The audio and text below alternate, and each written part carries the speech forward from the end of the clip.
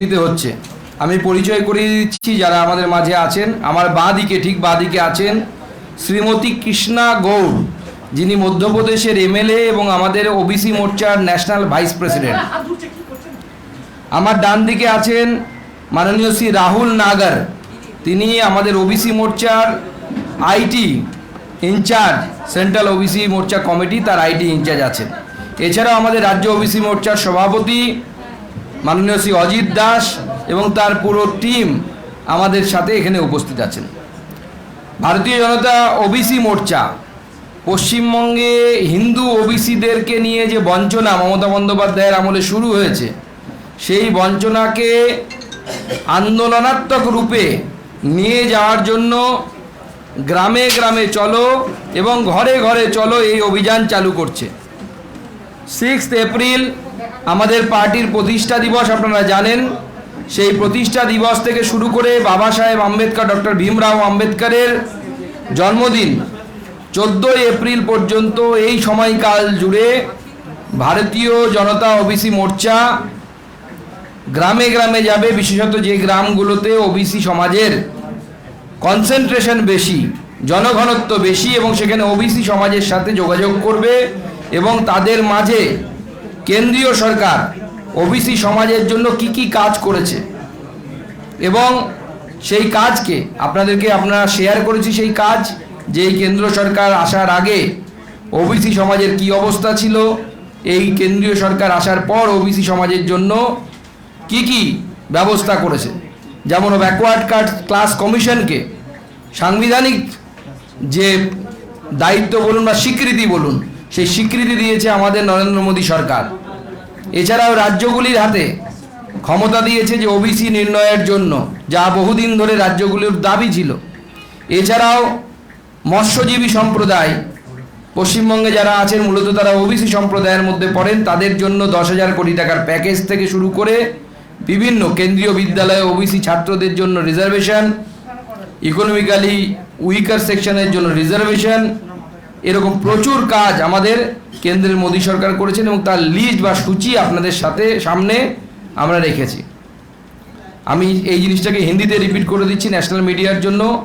बंगाल में ओबीसी समाज के साथ जो बर्ताव टीएमसी की सरकार कर रही है और उनको वंचित कर रही है, इसके खिलाफ बंगाल ओबीसी मोर्चा आने वाले 6 अप्रैल से 14 अप्रैल तक पार्टी की प्रतिष्ठा दिवस से लेकर बाबा साहेब भीमराव अंबेडकर के जन्म जयंती तक पूरा काल गांव-गांव में जाएगी और ओबीसी समाज को पश्चिम बंगाल की सरकार द्वारा किए गए अन्याय और मोदी सरकार द्वारा किए गए ओबीसी समाज के काम को लेकर ओबीसी समाज के लोगों के पास जाएगी और उन्हें बताएगी और पार्टी के साथ जोड़ेगी। बाकी इस प्रोग्राम को लेकर हमारे कृष्णा दी आपको ब्रीफ करेंगे। उसके बाद बाकी क्वेश्चन जो बंगाली मीडियम के हैं, बंगाली मीडिया के हैं, उनके साथ मैं बात करूँगा।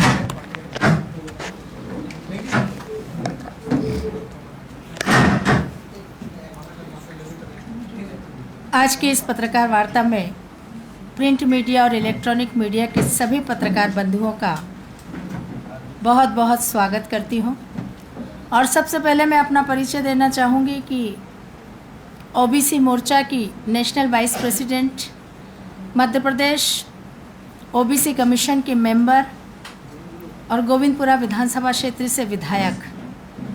आज वेस्ट बंगाल ओबीसी मोर्चा की इस बैठक में हम विशेष रूप से आने वाले समय में गांव-गांव चलो घर घर चलो अभियान, जो 6 अप्रैल पार्टी के स्थापना दिवस से प्रारंभ होकर भारत के संविधान निर्माता बाबा साहेब भीमराव अंबेडकर जी की जन्म जयंती पर संपन्न होगा, इस कार्यक्रम की रूपरेखा तैयार करने और इस कार्यक्रम को ओबीसी मोर्चा के कार्यकर्ता द्वारा नीचे तक किस प्रकार उतारा जाए, इस कार्य योजना के तहत संगठनात्मक बैठक करने के लिए आए हैं। ओबीसी मोर्चा का उद्देश्य गांव-गांव चलो घर घर चलो अभियान के माध्यम से पूरे देश भर में 1 लाख गांव और 10 लाख घरों तक पहुंचने का है। हर राज्य को हमने गांव का लक्ष्य दिया है। वेस्ट बंगाल स्टेट को 5,000 गाँव का लक्ष्य हमने तय किया है। और 5000 गांव तक पहुंचने के लिए जो कार्य योजना हमने तैयार की है, उसमें हमारी विभागीय बैठकें, ज़िले की बैठकें और मंडलों की बैठकों की आज तारीखें तय हो रही हैं और उसके बाद कार्य योजना बनाकर 6 अप्रैल से 14 अप्रैल तक इस 9 दिवसीय अभियान में हमें घर घर तक पहुंचकर प्रधानमंत्री श्री नरेंद्र मोदी जी द्वारा ओबीसी वर्ग के कल्याण के लिए किए गए कार्यों उपलब्धियों को लेकर 9 साल के उनके कार्यकाल की उपलब्धियों को लेकर इस 9 दिवसीय अभियान में ओबीसी मोर्चा का एक एक कार्यकर्ता शामिल होगा। आज बड़ी बैठक का आयोजन, प्रदेश स्तरीय बैठक का आयोजन हुआ। उसमें हमारे साथ में भारतीय जनता पार्टी ओबीसी मोर्चा के सोशल मीडिया के राष्ट्रीय प्रभारी आदरणीय राहुल नागर जी उपस्थित हुए हैं। हमारे वेस्ट बंगाल के पार्टी के यशस्वी अध्यक्ष आदरणीय मजुमदार जी उपस्थित हुए हैं। हमारे इस स्टेट के ओबीसी मोर्चा के अध्यक्ष आदरणीय अजीत दा जी उपस्थित हुए हैं और बड़ी संख्या में पूरे प्रदेश भर से आए हुए जनप्रतिनिधियों ने अपनी उपस्थिति दर्ज कराई है। यह कार्यक्रम विशुद्ध रूप से प्रधानमंत्री श्री नरेंद्र मोदी जी के कार्यकाल की उपलब्धियों को जन जन के बीच में लेकर जाना और वेस्ट बंगाल में चूंकि हमारी सरकार नहीं है, अतः टीएमसी की सरकार द्वारा किए जा रहे अत्याचार अन्याय के खिलाफ ओबीसी वर्ग को जागरूक करना, ये उद्देश्य हमारा है। और मुझे तो आश्चर्य है आज ये जानकर कि ओबीसी वर्ग को 17% आरक्षण यहाँ मिला है और उसमें भी ए और बी कैटेगरी डिसाइड की है और उसमें भी ए कैटेगरी में एक वर्ग को रखा है और बी कैटेगरी में सारे वर्ग। यह अन्याय और अत्याचार नहीं है तो और क्या है। ओबीसी कमीशन यहाँ भेदभाव के साथ काम कर रहा है, राज्य सरकार के अनुसार काम कर रहा है और केंद्र के एनसीबीसी के गठन के बाद यहाँ जिस प्रकार से ओबीसी वर्गों के साथ अत्याचार अन्याय किया जा रहा है उसकी पूरी जानकारी ली जा रही है। आने वाले समय में यहाँ पश्चिम बंगाल प्रदेश में ओबीसी मोर्चा निश्चित रूप से ओबीसी वर्ग के ऊपर हो रहे अत्याचार अन्याय के खिलाफ जन जागरण करेगा, आवाज़ उठाएगा और अगर ज़रूरत पड़ी तो एक विशाल प्रदर्शन भी यहाँ पर किया जाएगा। इसीलिए 6 अप्रैल से 14 अप्रैल तक जो आयोजन इस 9 दिवसीय गांव-गांव चलो घर घर चलो अभियान के माध्यम से जनता के बीच में जब हमारे कार्यकर्ता पहुँचेंगे तो हमारी सरकार की उपलब्धियों को भी जनता के बीच में रखेंगे। हम कई वर्षों से ये मांग करते आ रहे थे कि पिछड़ा वर्ग राष्ट्रीय आयोग को संवैधानिक दर्जा दिया जाए, लेकिन कांग्रेस की सरकारों ने कभी भी एनसीबीसी को संवैधानिक कॉन्स्टिट्यूशनल स्टेटस देने का काम नहीं किया। लेकिन प्रधानमंत्री जी ने संवैधानिक दर्जा ही नहीं दिया बल्कि हमारे आयोग को इतना शक्तिशाली बनाया कि उसमें पिछड़ी अति पिछड़ी जातियों को चिन्हित करने का अधिकार राज्यों को सौंपा था। लेकिन वेस्ट बंगाल में इस अधिकार का जिस प्रकार दुरुपयोग हुआ है वो निश्चित रूप से चिंता का विषय है कि यहाँ पर ओबीसी कमीशन ने किस प्रकार बिना एनसीबीसी को बताए ही कुछ ऐसी जातियों को शामिल कर लिया जो शामिल होने के लायक नहीं थी, जो निश्चित रूप से ओबीसी वर्ग में नहीं आ सकती थी और ऐसी जातियों को भी उन्होंने शामिल किया है। ये ओबीसी वर्ग के साथ बहुत बड़ा अन्याय है, अत्याचार है। आज मुझे प्रधानमंत्री जी के द्वारा ओबीसी वर्ग के ऊपर किए गए कल्याण के कार्य को आपके बीच में रखते हुए खुशी है कि हमने क्रीमी लेयर की सीमा 6 लाख से बढ़ाकर 8 लाख की, यह हमारी सरकार की की गई उपलब्धि है। हमने नीट के एग्ज़ाम में मेडिकल, डेंटल, पीजी और यूजी में 27% रिजर्वेशन ओबीसी वर्ग को दिया। हमने केंद्रीय विद्यालय, नवोदय विद्यालय, सैनिक विद्यालयों में ओबीसी वर्ग के बच्चों को 20% रिजर्वेशन दिया। आज निश्चित रूप से ओबीसी वर्ग विकास की मुख्य धारा से जुड़कर अपने आप को धन्य महसूस कर रहा है कि प्रधानमंत्री श्री नरेंद्र मोदी जी के केंद्र में सरकार बनाने के बाद हमें इतना बड़ा काम, इतना बड़ा लाभ इस सरकार से मिला है। और इसलिए एक तरफ तो लगातार हमारी सरकार द्वारा ओबीसी वर्ग के कल्याण के लिए निर्णय लिए गए, वहीं केंद्रीय बजट में इस बार ओबीसी के लिए 51% का प्रावधान किया गया। ये संपूर्ण देश के ओबीसी समाज के लिए बहुत बड़ी उपलब्धि है। इसलिए हमारे सभी कार्यकर्ता ओबीसी मोर्चा के 6 अप्रैल से 14 अप्रैल तक, 11 अप्रैल को ज्योतिबा फुले की जयंती का भी कार्यक्रम होगा, जिसमें भी हमारे कार्यकर्ता गांव-गांव जाकर हर गांव में कार्यक्रम आयोजित करेंगे। इस कार्यक्रम के माध्यम से 5000 गांवों तक वेस्ट बंगाल के ओबीसी मोर्चा के कार्यकर्ता पहुंचेंगे। टीएमसी सरकार द्वारा किए जा रहे अत्याचार अन्याय के खिलाफ ओबीसी वर्ग को लोगों को जागरूक करेंगे और प्रधानमंत्री श्री नरेंद्र मोदी जी के नेतृत्व वाली सरकार ने ओबीसी वर्ग के कल्याण के लिए जो काम किए हैं उनको जनता के बीच में रखेंगे और क्षेत्र की जनता का, गांव की जनता का समर्थन हासिल करेंगे। हमारे आज के कार्यक्रम की रूपरेखा हमने बनाई है और निश्चित रूप से हमें पूरा विश्वास है ओबीसी मोर्चा वेस्ट बंगाल में गांव-गांव, घर-घर अभियान में सफलतापूर्वक अपनी भागीदारी सुनिश्चित करेगा और इस अभियान में वेस्ट बंगाल में हमें सबसे ज़्यादा सफलता मिलेगी। এই কর্মসূচি নিয়ে একটি প্রশ্ন করব। এটা শুরু করার সময় আপনি, শুভেন্দু অধিকারী বা দিলীপ ঘোষ তারা কি অংশ নেবেন? এবং পশ্চিমবঙ্গে বিভিন্ন কর্মসূচি করার সময় বিজেপির তরফে জানা যায় যে রাজ্য সরকার বা স্থানীয় প্রশাসন বাধা দিচ্ছে। এই কর্মসূচিতেও কি আপনাদের বাধার মুখে পড়তে হতে পারে? দেখুন, প্রথমত হচ্ছে আপনার যে প্রথম প্রশ্ন বা প্রথম ভাগের প্রশ্ন, তার উত্তরে বলি আমি ব্যক্তিগতভাবে অংশগ্রহণ করব এবং অন্যান্য নেতৃত্বরাও এই সময়ের মধ্যে তাদের সময় মতো কোনো না কোনো একদিন সময় দেবেন।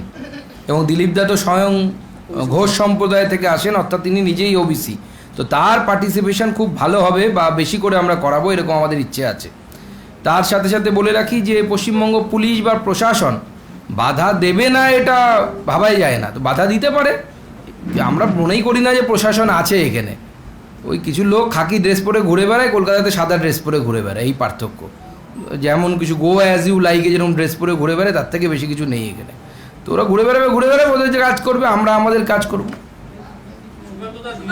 ফিরহাদ হাকিম কিছুক্ষণ আগে বলেছেন যে কণ্ঠ আমার রুদ্ধ আজকে বাসি সঙ্গী খারাপ। গতকাল যেটা খবর পাওয়া যাচ্ছে যে তৃণমূল নেত্রী মমতা বন্দ্যোপাধ্যায় বৈঠকে অনেকে বকাবকি করেছেন কারণ ডিএ নিয়ে সম্প্রতি ওনার যে মন্তব্য সেই মন্তব্যে অস্বস্তিতা করেছে তৃণমূল কংগ্রেস। ফিরহাদ হাকিম বললেন যে আমার কণ্ঠ আজ রুদ্ধ। দেখুন, গতকাল তৃণমূলের যে বৈঠক হয়েছে সেই বৈঠকে পুরনো তৃণমূল কংগ্রেসের নেতৃত্ব যারা তৃণমূল কংগ্রেসটাকে জন্ম দিয়েছিলেন তাদেরকে যতটা পারা যায় ততটা অপমান কালকে সহ্য করতে হয়েছে। তার মধ্যে একটা এপিসোডের কথা বলেছেন আপনারা, ফিরহাদ হাকিম যিনি বলছেন তার কণ্ঠ আজকে রুদ্ধ হয়ে গেছে, কারণ হওয়ারই ছিল সেটা। এবং আশ্চর্যজনকভাবে যে সমস্ত মুসলিম নেতৃত্ব তৃণমূল কংগ্রেসের মধ্যে যারা ফ্যানাটিক টাইপের তাদেরকে গুরুত্ব দেওয়া হচ্ছে, যেমন সিদ্দিকুল্লাহ চৌধুরী তার গুরুত্ব বাড়ানো হয়েছে, মোশাররফ হোসেন ইটাহারের বিধায়ক তার গুরুত্ব বাড়ানো হয়েছে। তার এবং তার ভাইয়ের বিরুদ্ধে অনেকেই অভিযোগ করেন যে ইটাহারে পোস্ট পোল ভায়োলেন্সে যে হিন্দুদের উপর অত্যাচার হয়েছিল তার অন্যতম কারিগর হচ্ছে তার ভাই, মারামারি করে আর সে সেখানে যায় সহানুভূতি দেখাতে, খুব বুদ্ধিমান ছেলে। তো এই ধরনের লিডারদেরকে গুরুত্ব দেওয়া হচ্ছে, যারা পুরনো লিডার যারা তৃণমূল কংগ্রেসকে তৈরি করেছিল সেই সমস্ত লিডারদেরকে আস্তে আস্তে যাকে বলা হয় সাইড লাইন করা, সেই সাইড লাইন করা হচ্ছে। এবং ফিরহাদ হাকিমের মতো নেতাকে বলা হচ্ছে যে এরপরে আপনি কিছু বলতে গেলে দলের কথা বা দলের পারমিশন নিয়ে বলবেন বলে আমরা খবর পাচ্ছি। এবং দল মানেটা কি? ভাইপো, আর অন্য কেউ নয়। অর্থাৎ ভাইপোর পারমিশন নিয়ে ফিরহাদ হাকিম তার কণ্ঠ যে রুদ্ধ করা হয়েছে, তালা দেওয়া হয়েছে, সেই তালা খুলতে পারবেন। চাবি ভাইপোর কাছে আছে, ভাইপোর বাড়িতে গিয়ে ধর্ণা দিতে বলুন, চাবি নিয়ে কণ্ঠের তালা খুলবেন। অকংগ্রেসী জোটের শিল্পহল মমতা এবং অখিলেশ এরপর কোন পথে যাবে এই বিরোধী জোট রাজনীতি? দেখুন, এই যে অকংগ্রেসী এবং অবিজেপি জোট, যাকে আপনারা সাংবাদিকরা থার্ড ফ্রন্ট বলেন আপনাদের কথায়, এটা হচ্ছে ততটাই বাস্তব যতটা হচ্ছে সোনার পাথরবাটি। কারণ এই থার্ড ফ্রন্ট করতে গেলে তৃণমূল কংগ্রেস, অখিলেশ যাদব শুধু নয়, সিপিএমকে নিতে হবে। তো আমাকে মমতা বন্দ্যোপাধ্যায়কে পরিষ্কার করে বলতে বলুন, প্রকাশ কারাতের সাথে, বুদ্ধবাবুর সাথে বা বিমানবাবুর সাথে উনি কি হাতে হাত ধরে গান গাইবেন? আই তবে সহচরী, এই গান যদি গাইতে পারেন তাহলে থার্ড ফ্রন্ট হবে। কিন্তু আমার মনে হয় মমতা বন্দ্যোপাধ্যায় পশ্চিমবঙ্গের কথা ভেবে হাতে হাত ধরতে পারবেন না। 2019-এও তো হাতে হাত ধরা হয়েছিল ব্রিগেডে 2019-এ হাত ধরা হয়েছিল, কিন্তু সেই হাত মানে এখানে হাত ধরাধরিটা ছিল যে কে কার হাত দেবে আর কি। প্রধানমন্ত্রী হওয়ার জন্য সবার ইচ্ছে ছিল, মনে বাসনা যে আমিও প্রধানমন্ত্রী হব, তুমিও প্রধানমন্ত্রী হবে। এতগুলো প্রধানমন্ত্রী তখন মার্কেটে ঘুরে বেড়াচ্ছিল যে প্রতি মাসে একটা করে প্রধানমন্ত্রী থার্ড ফান্ড দেবে মনে হচ্ছিল। ভারতবর্ষের মানুষ সেই অস্থিরতা চায় না। এবং আমি আগেই বলেছি, প্রধানমন্ত্রীর পদ already occupied by PM Narendra Modi. দেশের লোক ঠিক করে নিয়েছে, সেকেন্ড থার্ড পজিশনের জন্য লড়াই হচ্ছে, ওটা নিয়ে আমরা চিন্তিত নই, যে ইচ্ছে লড়াই করুক। এক যুগ পর কেন তৃণমূলের নিশানায় বাম জামানা নিরপেক্ষ? এক যুগ পর কেন তৃণমূলের নিশানায় বাম জামানা শিক্ষানীরা, কি বলবেন? দেখুন, একটা আন্ডারস্ট্যান্ডিং ছিল, পরিষ্কার বোঝা যাচ্ছে যে বামেদের বিরুদ্ধে তৃণমূল কংগ্রেস অনেকগুলো কমিশন বসিয়েছিল। নিশ্চয়ই আপনাদের মনে আছে যে আনন্দমার্গীদেরকে যে পুড়িয়ে মারা হয়েছিল কলকাতার রাস্তায়, তা নিয়েও একটি কমিশন হয়েছিল। মরিচঝাপি নিয়ে হয়েছিল, ছোটাঙ্গাড়ি, এরকম অনেক হয়েছিল কমিশন। কোনো কমিশনের কোনো রিপোর্ট হয়নি। নন্দীগ্রামে যারা গুলি চালনার সাথে যুক্ত ছিল তাদেরকে প্রমোশন দিয়েছে মমতা বন্দ্যোপাধ্যায়, সেই সমস্ত পুলিশ অফিসারদেরকে। এই আন্ডারস্ট্যান্ডিং ছিল। এবং সিপিএম আমলেও পার্টি প্যাডে লেখে, চিরকুটে লেখে চাকরি হয়েছে। সেই আন্ডারস্ট্যান্ডিং এখন ভেঙে গেছে। মমতা বন্দ্যোপাধ্যায় বলছেন যে সে তা নিয়ে এখন তদন্ত করবেন নাকি। আমাদের শিক্ষামন্ত্রীও বলছেন তিনি নাকি তদন্ত করবেন। এবার তদন্ত করতে গেলে তো ঝুলি থেকে বেড়াল বেরিয়ে পড়বে। কেউ কেউ বলেন আমাদের শিক্ষামন্ত্রীকেও চাকরির সময় নাকি সবুজ কালি দিয়ে কেউ একজন প্যাডে লিখে দিয়েছিলেন কোনো তৃণমূল নেতা। ভালো করে খোঁজ নিন, সেই প্যাডটা যদি এবার বেরিয়ে যায় সিপিএম নেতার, তাহলে তো শিক্ষামন্ত্রীর চাকরি নিয়ে টানাটানি শুরু হয়ে যাবে। সুকান্তদা, গতকাল কালীঘাটে মুখ্যমন্ত্রী বা দলনেত্রী যে তৃণমূলের তিনি যে মিটিং করেছেন, সেখানে তিনি বলছেন বীরভূম তিনি নিয়েই দেখবেন, বীরভূমের সমস্ত দায় দায়িত্ব তার। সামনে এত বড় একটা পঞ্চায়েত নির্বাচন, বীরভূমে মমতা বন্দ্যোপাধ্যায় যদি নিজে দেখেন, বিজেপির লড়াইটা কঠিন হবে না আরো সহজ হবে? দেখুন, বিজেপির লড়াই মমতা বন্দ্যোপাধ্যায়ের বিরুদ্ধে শুধু বিজেপির লড়াই নয়, এই লড়াই বীরভূমের জনতার লড়াই। বিজেপি এই লড়াই করছে বীরভূমে যে একটি অটোক্রেটিক শাসন ব্যবস্থা, যারা গণতন্ত্রে মানায় না, চরাম গুড় বাতাসা নকুলদানার যে পলিটিক্স, এর বিরুদ্ধে আমাদের লড়াই এবং গোটা বীরভূমের লড়াই। সেখানে মমতা বন্দ্যোপাধ্যায় যদি ভাবেন যে তিনি গিয়ে বীরভূমের লোকের এই লড়াইকে তিনি বন্ধ করে দেবেন, বিজেপির এই লড়াইকে বন্ধ করে দেবেন, উনি পারবেন না। তবে উনি গরু বালি এবং পাথর নিয়ে কি করবেন সেটা দেখার অপেক্ষায় বিজেপি অবশ্যই বসে আছে। পঞ্চায়েত ভোটের আগে টিকিট বিলি সহ দলের রাশ নিজের হাতে রাখলেন মমতা, কিভাবে দেখছেন? এটা কি নাম মাত্র নিজের হাতে, সব ভাইপোর হাতে। ভাইপোই সমস্ত কিছু ঠিক করবেন এবং বকলমে পিকেট টিম তারাই ঠিক করে দেবেন কে কোথায় টিকিট পাবে।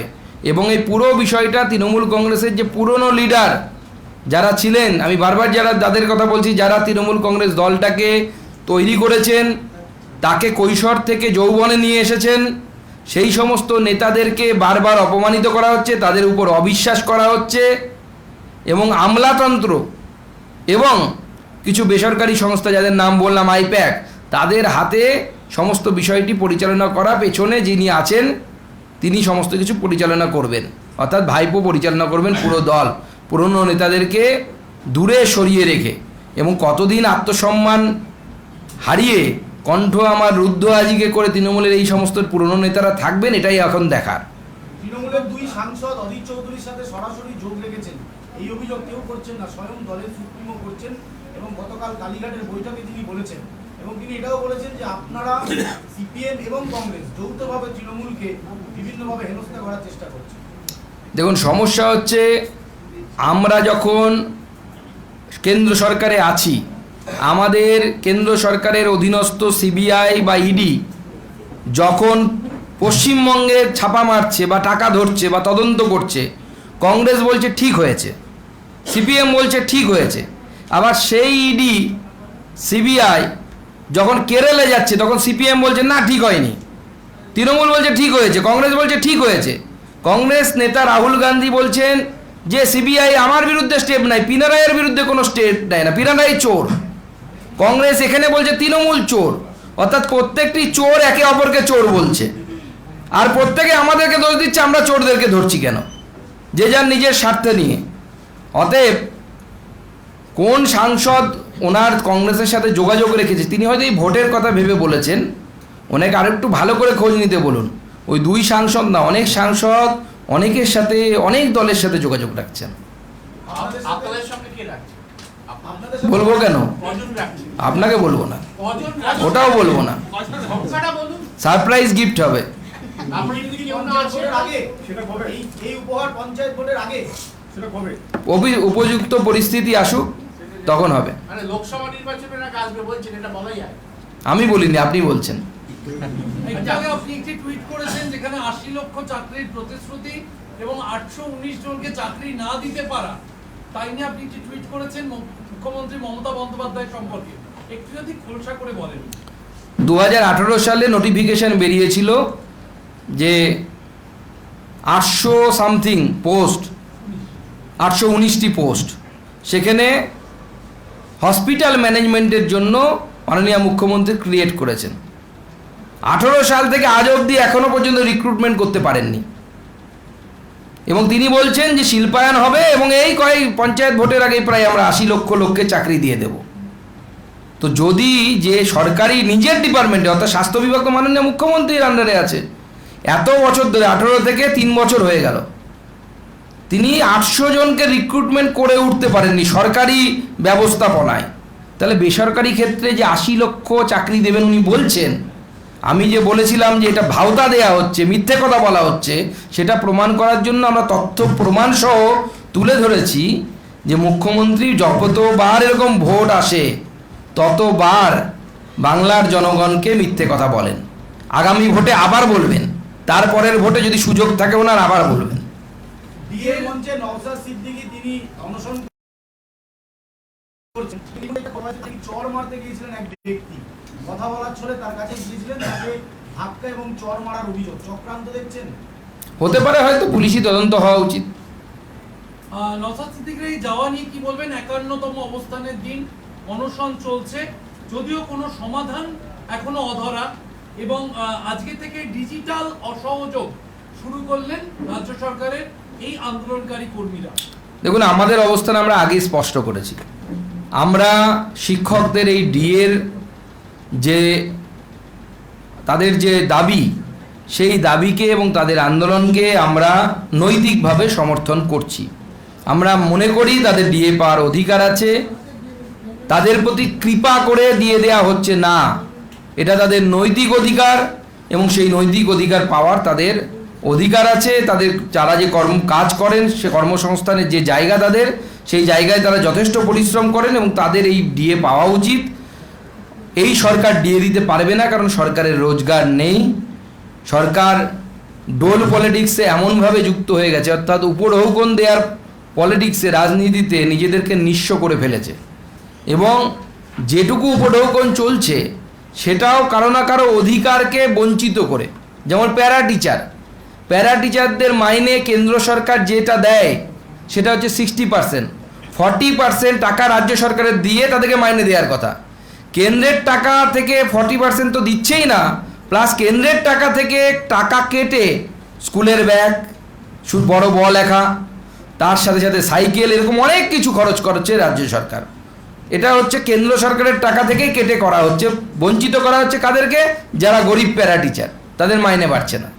শান্তনু বন্দ্যোপাধ্যায়ের বিভিন্ন সম্পত্তিতে, কোনো গেস্ট হাউসে বা হোটেলে আজকে ইডির রেড চলছে, যা জানা যাচ্ছে তাতে এই যে বলাগড়ের গেস্ট হাউস তৈরির জন্য জমির মালিকের মাথায় বন্দুক ঠেকিয়ে একটু সস্তায় উনি জমি কিনেছিলেন, আর নদীর পাড়ের একদম পাশে গেস্ট হাউস বলে পঞ্চায়েত পাড়টা বাঁধিয়ে দিয়েছিল যাতে গেস্ট হাউসের কোনো ক্ষতি না হয়। একটা পার্ট ছিল, ব্যক্তিগত একটা ঘাট ছিল, যেখানে গেস্ট হাউসে ওনারই নিজস্ব গেস্ট তারা যাতায়াত করতেন। প্রশাসনকে না জানিয়ে এটা করা সম্ভব? রিল্যাক্সের সময় কারণে অবসর আমরা দেখেছি ওই আন্দামান বড় বড় হোটেলে বা রিসর্টে বিচ থাকে, বিচ, এটাও একটা বিচ আর কি, সমুদ্রের না নদীর আর কি লাইট ভার্সান। তো তৃণমূল কংগ্রেসের সরকার এত এখানে উন্নয়ন হয়েছে অনুপ্রেরণাতে এবং প্রশাসনের মদতে হয়েছে। মাসে মাসে মাল পৌঁছতে দেখুন, এসপির কাছে যেত, জেলা শাসকের কাছে যেত, তৃণমূল কংগ্রেসের নেতাদের কাছে যেত। শুধু তাই নয়, এই শান্তনু ব্যানার্জিকে ধরে তৃণমূল কংগ্রেসের বিভিন্ন নেতারা, সেখানে যারা আইএনটিটিইউসির সভাপতি আছে, আরও বিভিন্ন পদে আছে, তাদের চাকরি, তার বইয়ের চাকরি, তার ড্রাইভারের স্ত্রীর চাকরি, এই অবধি খবর আমাদের কাছে আছে। আমরা উপযুক্ত জায়গায় পৌঁছে দিয়েছি এবং মনে রাখবেন, গ্রামারে, ইংরেজি গ্রামারে ইডি লাগলে পরে সেটা পাস্ট টেন্স হয়ে যায়। এই তৃণমূল সরকার পাস্ট টেন্স হতে চলেছে। আরেকটি বিষয় এই বিষয়ে বলে রাখি, শান্তনু বন্দ্যোপাধ্যায়ের স্ত্রী এবং কুন্তল ঘোষের এবং আরো 2 অংশীদারের একটি পার্টনারশিপ ফার্ম ছিল, তা কুন্তল ঘোষের থেকে আজকে ইডি জানতে পেরেছে। দেখুন, এরকম বহু ফার্ম আগামী দিনে বাইরে আসবে। লক্ষ লক্ষ কোটি কোটি টাকার লেনদেন হয়েছে। টোটাল স্ক্যাম আমরা যেটা আন্দাজ করছি 2 থেকে 3 হাজার কোটি টাকার স্ক্যাম এই স্কুল সার্ভিস কমিশনে আছে। মাননীয় মুখ্যমন্ত্রী যত দিন যাবে তত আরেকবার এসে বলবেন হয়তো যে আপনারা কেন লোকের চাকরি খাচ্ছেন। ঘুষ দিয়ে চাকরি নেওয়া এই রাজ্যে মুখ্যমন্ত্রী লিগালাইজড করার জন্য কথা ভাবছেন বলে আমার মনে হচ্ছে। সুজয় কৃষ্ণ ভদ্র, যার আরেকটি পরিচয় কালীঘাটের কাকু, কালীঘাটের কাকুকে আরো একবার ডাক পেলেন তিনি। সিবিআই তাকে এবার, তার নথি তো আগে নেওয়া হয়েছে, স্ত্রী আর মেয়ের ব্যাংক অ্যাকাউন্ট, সম্পত্তির নথি নিয়ে যেতে বলেছেন। দেখুন, যারাই পশ্চিমবঙ্গে উন্নয়নের কাণ্ডারি হয়েছে তারাই ইডির এবং সিবিআইয়ের ডাক পাচ্ছেন। এবং উন্নয়ন তো যেমন তেমন না, চক্ষু ছানাবড়া করে দেওয়ার মতো উন্নয়ন। একজন হকার থেকে কোটি কোটি টাকার সম্পত্তির মালিক, এবং 1.5 বছরে কত কোটি টাকার সম্পত্তির মালিক হয়েছে আপনারাই দেখেছেন। আমরা অপেক্ষা করে আছি কাকু থেকে কখন ভাইপো অবধি পৌঁছবো, এবং ভাইপো সেটা জানে। সেই জন্য তৃণমূল কংগ্রেসের এত বড় সাংসদ, 1 নাম্বার সাংসদ হওয়া সত্ত্বেও তিনি লোকসভার গণ্ডি মারাচ্ছেন না ভয়ে। বলছি যে অভিষেকে এই রাজভবন রাজনৈতিক সংঘাতের বাইরে রাখা উচিত, রাজ্যপাল এক অনুষ্ঠানে অবশ্যই রাখা উচিত, আমরাও তাই মনে করি। এবং রাজ্যপাল পদের সম্মান তৃণমূল কংগ্রেসকে করা উচিত।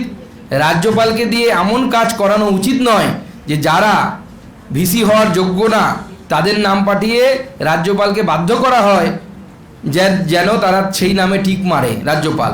এই ধরনের কাজ তৃণমূল কংগ্রেসের করা উচিত নয়, তৃণমূল কংগ্রেসের সরকারের করা উচিত নয়। কারণ রাজ্যপাল গরিমার পদ, এবং সেই গরিমাযুক্ত পদ থেকে যদি এই ধরনের কাজ হয়, আমার মনে হয় সেটা এই পদের গরিমাকে অনেকটা খাটো করা হবে। বিজয় রজক, তার পরিচয় অনুব্রত মণ্ডলের রাঁধুনি। আজই মুখোমুখি দিল্লিতে জিজ্ঞাসাবাদে বসানো হয়েছে কেষ্ট মণ্ডল এবং তার রাঁধুনিকে। জানা যাচ্ছে রাঁধুনির অ্যাকাউন্টে মাত্র 60 লক্ষ টাকার লেনদেন হয়েছে, এবং তাতে তিনি বলছে আমি তো কিছুই জানি না, যেখানে সই দিতে বলেছেন সই করেছি, আদৌ অ্যাকাউন্টের নথি কার কাছে, কত লেনদেন হচ্ছে তা কিছুই জানতেন না রাঁধুনি। দেখুন, আমরা ভগবানের কাছে প্রার্থনা করব বা মুখ্যমন্ত্রীর কাছে প্রার্থনা করব যে ঘরে ঘরে এরকম রাঁধুনির চাকরি যেন হয়। এবং আমারও অসুবিধা নেই অনুব্রত মণ্ডলের রাঁধুনি হওয়ার, যে পরিমাণ টাকা অ্যাকাউন্টে দেখতে পাচ্ছি, আমার অ্যাকাউন্টেও অত টাকা নেই আর কি।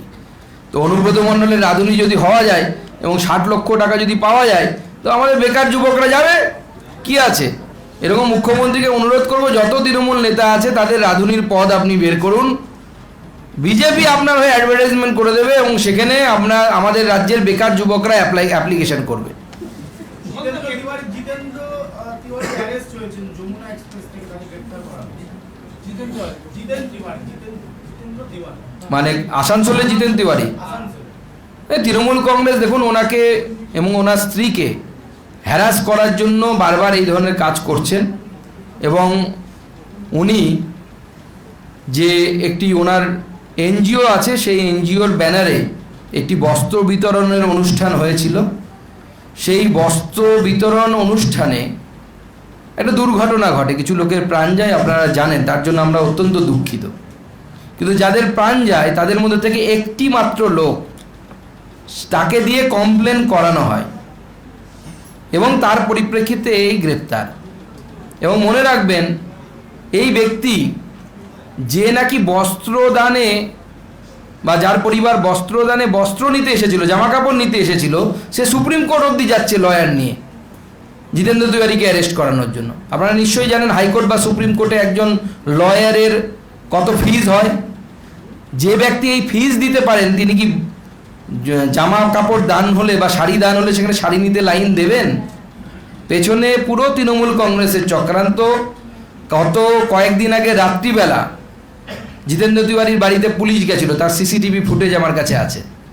বারবার যাওয়া, সার্চ করা এবং এই ধরনের কাজ করা হচ্ছে যাতে তিনি বিজেপি যে করছেন, বিজেপি ছেড়ে তৃণমূল কংগ্রেসে চলে যান, সেই কাজ করার জন্য ওনাকে প্রেশার দেওয়া হচ্ছে এবং এটা মানসিক প্রেশার তৈরি করার চেষ্টা করা হচ্ছে। কেন্দ্রীয় শিক্ষানীতি 2020 কেন্দ্রীয় শিক্ষানীতি 2020 এ রাজ্যে লাগু করার ক্ষেত্রে প্রথমে দেখা গেছিল রাজ্যের একটা অনীহা। শেষ পর্যন্ত রাজ্যের উচ্চ শিক্ষায় কেন্দ্রীয় শিক্ষানীতির মান্যতাকে রাজ্য স্বীকৃতি দিল। মানতে তো হবে, কারণ না হলে গোটা দেশে কেন্দ্রীয় শিক্ষানীতি নিউ এডুকেশন পলিসি লাগু হবে এবং সেই পলিসি বেশিরভাগ শিক্ষাবিদরা বামপন্থী ছাড়া, তারা তো রেয়ার স্পিসিস, তাদের কথা ছেড়ে দিন, বাদবাকি সবাই স্বাগত জানিয়েছে। এবং এই যুগান্তকারী শিক্ষা পদ্ধতি, আমাদের এই শিক্ষা ব্যবস্থাকে, যে শিক্ষা ব্যবস্থা আমি কি করতে পারি এটা আমি জানি না, আমি গ্র্যাজুয়েট এটা বলতে পারি, এই জায়গা থেকে বেরিয়ে আমি কিছু করতে পারি এই জায়গায় নিয়ে যাবে এই শিক্ষা ব্যবস্থা, সেই জন্য প্রয়োজন। এবং বাংলায় যদি লাগু না হয় তাহলে বাংলার শিক্ষার্থীরা অন্যান্য দেশের শিক্ষার্থীদের সাথে কিন্তু কম্পিটিশনে পিছিয়ে যাবে। রাজনৈতিক দলের শেষ করো। ব্যাডে লেখা চাকরির সুপারিশ আর নেতা মন্ত্রীদের বাড়ি থেকে কোটি টাকা উদ্ধার, এই দুটো নিয়োগের দুর্নীতিকে আপনারা সমানভাবে দেখেন? দুটোই সমান, কারণ দুটো ক্ষেত্রে প্রতিভাকে বঞ্চিত করা হচ্ছে। যে প্রতিভাশালী তাকে বঞ্চিত করে অন্য একজনকে পাইয়ে দেওয়া হচ্ছে। এক্ষেত্রে টাকা নেওয়া হতো, ওক্ষেত্রে অন্য কিছু নেওয়া হতো। পার্টির প্রতি আপনার দায়বদ্ধতা নেওয়া হতো, আপনাকে পার্টির মিছিলে নেওয়া হতো। আজও বামফ্রন্টের মিছিল হলে দেখবেন বুড়ো বুড়ো কিছু লোক ঘুরে বেড়াচ্ছে, খোঁজ নিয়ে দেখুন প্রত্যেকে সরকারি কর্মচারী, কোনো না কোনো ডিপার্টমেন্টে চাকরি পেয়েছেন কোনো সময়। ধন্যবাদ।